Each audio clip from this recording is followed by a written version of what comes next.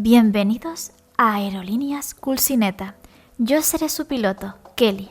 Espero que disfruten del viaje, con destino neorrealismo italiano, más concretamente la isla de Ladrón de Bicicletas. Recuerden abrocharse el cinturón para que no se os caigan los pantalones de la impresión y preparar un paquete de pañuelos debajo de su asiento. En caso de problema emocional, saquen el pañuelo y úsenlo de forma convencional. En caso de dolorcito emocional más intenso, debido al argumento de esta película, solo debe ponerse debajo de la mesa, ponerse en posición fetal y mecerse rítmicamente hasta quedarse dormido. También estaría bien contar con una bolsa de plástico para ataquitos de ansiedad. Póngala a la altura de la cara y respire dentro normalmente.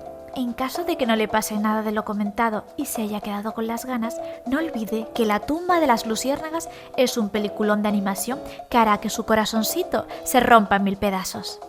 Gracias y disfrute del vuelo. Poco tiempo después de la Primera Guerra Mundial, Italia tenía fascismo a saco. Este hombre descubrió que el cine era un arma hiper mega poderosa, porque con él podía convencer a las masas de que Italia era la hostia. Para empezar, dijo, el cine extranjero a mí no me interesa, vamos a apoyar el cine local. Y se crearon numerosas películas en Italia, sobre todo en Venecia. Las temáticas eran dos, propaganda a tope, política y nacionalista, o comedias así alegres, con final feliz y de entretenimiento casual. Esas comedias en Italia se llamaban comedias de teléfono blanco. Por ejemplo, la imagen del delincuente estaba totalmente ausente en Italia. Y si por algún casual aparecía, era una persona extranjera. Porque en Italia no hay delincuentes, no hay nada malo. Italia es lo mejor del mejor. Italia es Chupilandia.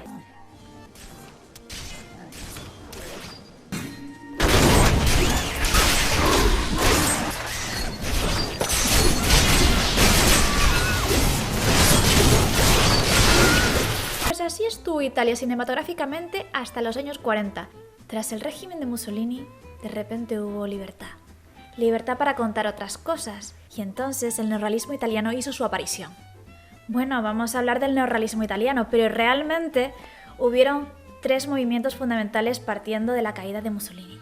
El primero fue el movimiento de los calígrafos. Pensando que el cine de los últimos años era demasiado propagandístico y mediocre, cogían obras literarias del siglo XIX teatrales y las representaban. El segundo movimiento es la objetividad documental. Durante la época propagandística cogían diversos personajes y los ponían en un pedestal. Pues este movimiento lo que decía era, no, estas figuras históricas que han puesto como héroes realmente no lo son tanto. Y de alguna forma ponían a esos héroes en su lugar, de una forma más objetiva y mejor documentada. Por último, el neorrealismo italiano. El objetivo del neorrealismo italiano era contar una realidad cruda y sin tapujos. Niños pasando hambre, alcoholismo, miseria.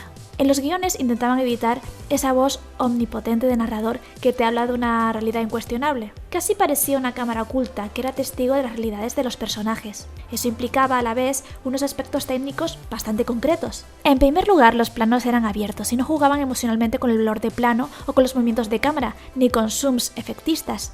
Los hechos y las emociones de los personajes tenían que hablar por sí mismos, sin añadidos. Por otro lado, apenas había decorados. Casi todos los escenarios eran reales. Una casa, una calle, una plaza. El despliegue técnico era minimalista, lo que implicaba que muchas veces se prescindía de muchos focos y tenían que aprovechar la luz del día. Y en ocasiones ni siquiera había micrófonos de pértiga, por lo que el sonido era doblado posteriormente. Empezó a usarse la cámara en mano para conseguir la trayectoria de los personajes. Todo esto para que el sentimiento de los actores fuera lo imperante. Que esa es otra. Los actores habitualmente no eran profesionales, por lo que elegían a ciertas personas que estaban apegadas en cierto sentido a algo relacionado con la trama. De esta forma, si un actor estaba apenado por una escena, quizás sería porque le habían dicho que pensara en algo relacionado con su situación auténtica. Se creaba así un impacto mayor al darse cuenta que todo lo ficcionado tenía una dosis de realidad incluso en el propio rodaje. Otra característica es que se incorporó la figura del niño y la mujer, pues en el cine del régimen apenas había niños y mujeres actuando, a pesar de que existían mujeres actrices muy talentosas en Italia que se podían apreciar en el teatro. El neorrealismo italiano podría subdividirse en varias temáticas.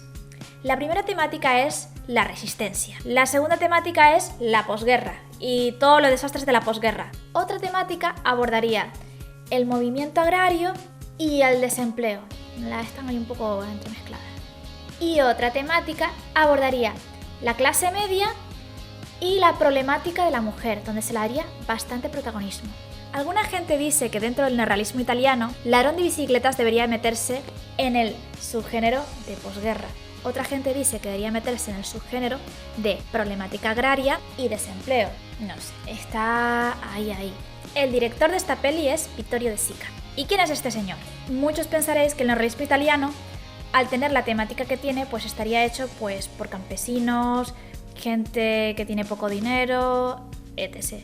Pues va a ser que no. Vittorio De Sica, antes de ser director, era un actor con bastante familia. Había estudiado contabilidad, había creado una compañía de teatro, había actuado en alguna película. Este hombre tenía dinerillo, pero aún así tenía ese sentimiento de querer decir una verdad. También es verdad que para la época no podía ser muy pobre para hacer una película. No es como ahora, que cualquiera coge un móvil y empieza a grabar a su perro como da vueltas sin parar intentando cogerse el rabo.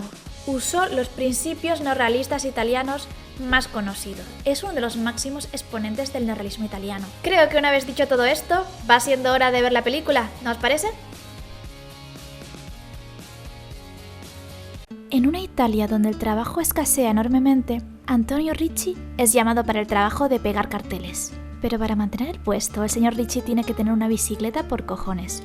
Igualito que los repartidores de comida en bicicleta que tanto se ven hoy en día, pero con carteles. Antonio no tiene bicicleta, pero no piensa quedarse sin trabajo. Habla con su esposa María y le cuenta lo sucedido. Ella decide vender las sábanas de la casa. Si la familia tiene frío, que se tape con la alfombra, maldita sea. Consiguen sacar una tajada no demasiado elevada, pero lo suficiente para conseguir la bici. Celebrando la bici nueva, María se va a ver a alguien. En esta película sientes paranoia absoluta, porque al llamarse Ladrón de bicicletas, ya desde el minuto 1 estás esperando que le roben la bici a este hombre. Antonio se da cuenta que la persona a la que ha ido a visitar María es una adivina. El hombre entra a la casa de la pitonisa y le pregunta a su esposa que para qué va una adivina. Al parecer María le debe algo de dinero, ya que le preguntó si el marido iba a conseguir trabajo y al parecer acertó. Antonio le reprocha que crea en esas cosas y la convence para irse. Llega el día siguiente, primer día de trabajo. Su hijo Bruno le ayuda limpiando la bici. Ambos se marchan. A Bruno se le ve todo orgulloso de su padre. Hay muy buen rollo entre ellos. Y Antonio deja al niño no en la escuela, sino en el trabajo, ayudando reponiendo gasolina. Tiempos duros, Antonio se pone en marcha con la pega de carteles. Y ahora sí. Ahora le roba la bicicleta. Intenta seguirle, pero se despista y nada. Que no ha habido suerte. Va a la policía y pone una denuncia, pero la policía no parece darle la importancia que merece dicho robo. No van a movilizarse para buscarla. Simplemente sirve para ponerse en contacto con él en caso de que aparezca de casualidad. Recoge a su hijo. Este le pregunta por la bici y le dice que está rota, para no darle explicaciones. Pide ayuda a su amigo Bauic para recuperar la bici. Este le dice que posiblemente la encuentre en la Plaza Vittorio, donde suele haber un mercadillo cuya mercancía en algunos casos es robada. María escucha la conversación y le entra el pánico, pero Antonio la intenta tranquilizar. Al día siguiente, a primera hora, Antonio y su hijo Bruno van a la Plaza Vittorio. Ahí podemos intuir que su hijo ya está enterado del robo. Una vez en la plaza se dan cuenta de que la cosa está más complicada de lo que parece. Hay muchísimas. Durante su paseo por la plaza ven a algún sospechoso, pero tras comprobaciones ni rastro de la suya. Se pone a llover y cinematográficamente la lluvia lo vuelve más dramático todo. Tras escampar, Antonio reconoce al ladrón, que le da una parte del dinero a un anciano. Antonio corre tras él mientras grita ¡al ladrón!, pero todo el mundo pasa de él. Luego decide buscar al anciano. El anciano se hace el loco y dice que no sabe nada. Antonio y Bruno le siguen y llegan a un centro de acogida para personas con bajos recursos. En el momento en el que el anciano va a misa, obligatorio si quieres beneficiarte de los servicios de albergue y comedor social, insiste para que le diga dónde vive el chaval que escapó, amenazando con ir a la policía si no lo hace. El anciano le da una dirección. Antonio no se fía y le pide que vaya con él. En un momento de despiste, al ser retenido Antonio por parte del personal del albergue por hacer mucho ruido durante la misa, el anciano escapa. El niño se hace el listillo con el padre por habérsele escapado al anciano y el padre le da una bofetada. El crío se cabrea. Antonio, con muy poca paciencia, deja al niño esperando en un puente y va a buscar pistas sobre el anciano. Tan pronto se aleja un poco, escucha que un chaval se está ahogando. Se piensa que es Bruno y se altera un huevo, pero no. Ahí está Bruno, aún con su cara de enfado grande. El padre intenta hacer las paces con el crío y le invita a comer. Como no tienen mucho dinero, piden un plato de pan con mozzarella. Bruno se da cuenta de que hay niños que tienen mucho más que él y eso le raya bastante. Antonio nota la preocupación de su hijo, se da cuenta lo cerca que están de pasar miseria, tanta que no podrían ni permitirse ese pan con mozzarella, y decide ir a la divina, a la que fue María en un primer momento. Tanto reírse de María y al final mira, le pregunta a la señora, pero esta le da un consejo generalista, que poco ayuda. Antonio tiene que pagarle y se queda aún con menos dinero que antes. Saliendo, encuentran el ladrón otra vez. Se encara al chaval, pero el chico se hace el loco y la gente del pueblo se pone de parte del chico. Aparece la policía y decide registrar la casa del supuesto ladrón, pero no encuentran nada. Impotente, Antonio se va con su hijo, sabiendo que ese era el ladrón, pero que no tiene pruebas. Cansado y agobiado, Antonio encuentra una bicicleta abandonada. Bueno, tiene dueño, pero ahora el dueño no está por ahí. Y después de pensarlo mucho, decide robarla, en un momento en el que Bruno está despistado.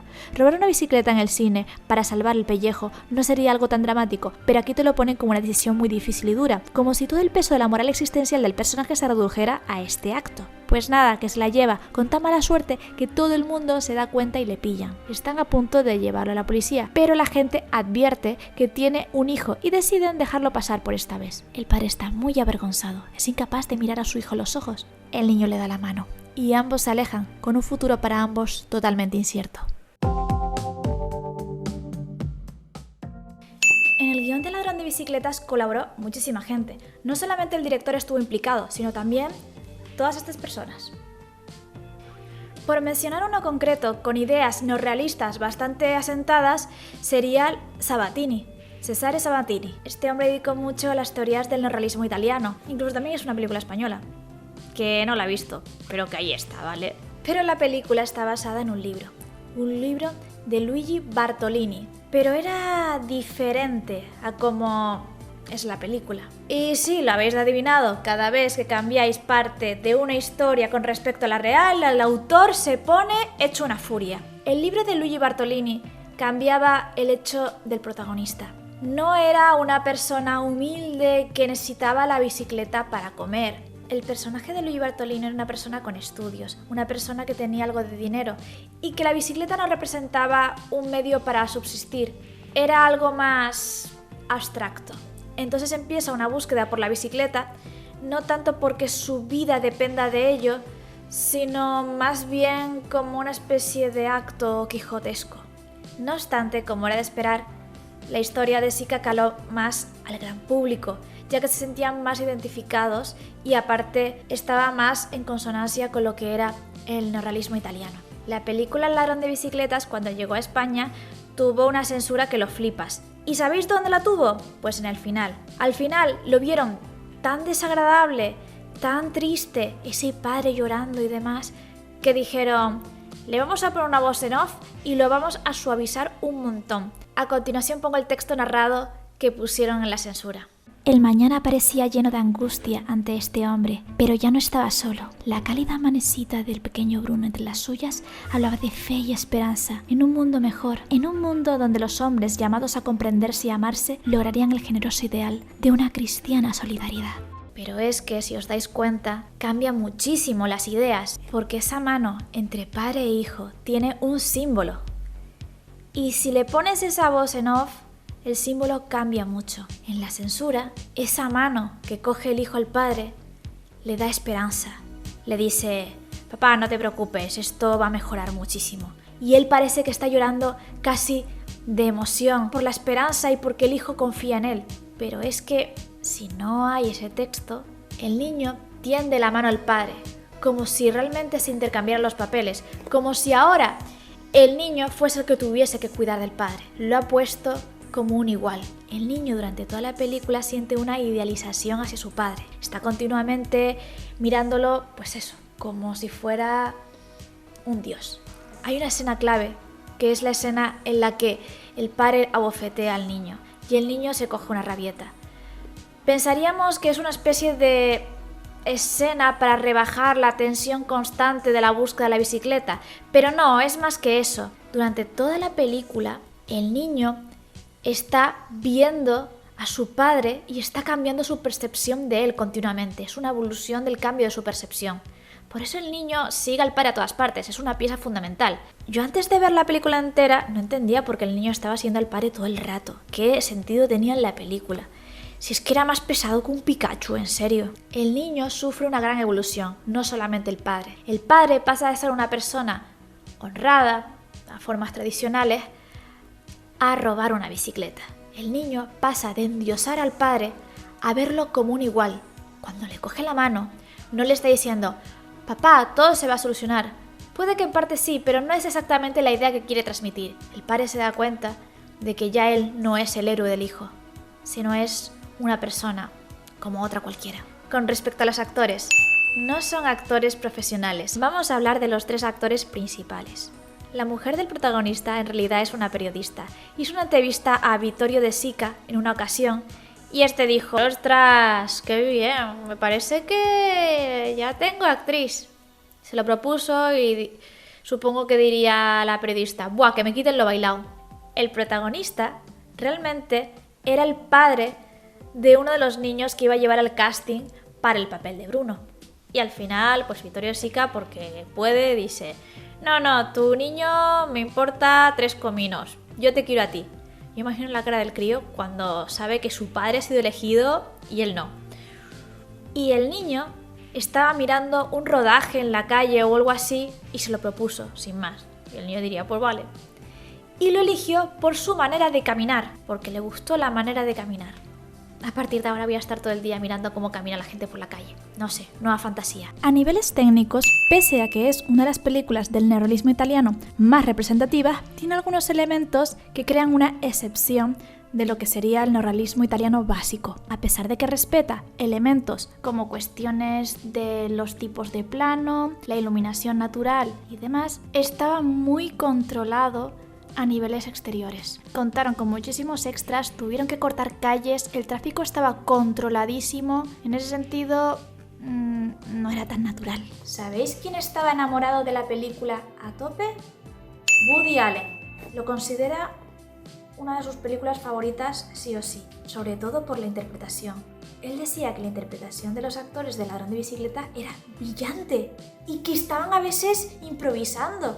Estamos hablando de un director que consideraba que su película, Manhattan, el final era súper pedante y estaba súper horrorizado y decía: ¡qué horror de peli! ¡Vaya final más chungo! La manera en la que evoluciona el hombre me recuerda un poco a Breaking Bad. Pero solo la premisa, porque después de Breaking Bad evoluciona a otros campos muy diferentes. Breaking Bad parte de un profesor de química que nunca ha roto un plato y que luego se da cuenta de que se va a morir. Y su familia no está pasando un buen momento económico precisamente, así que al final decide crear metanfetamina para conseguir un buen pellizco económico para su familia. Breaking Bad luego va muchísimo más allá, porque luego acaba teniendo un problema de identidad y preguntándose para qué clase de personas quiere ser respetado.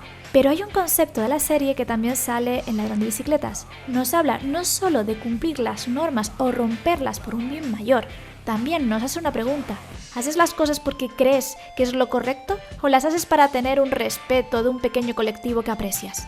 Y bueno, esto ha sido todo por hoy. Ya sabéis, cualquier cosita, los comentarios y así aprendemos todos un poco más. Nos vemos la siguiente semana. Adiós.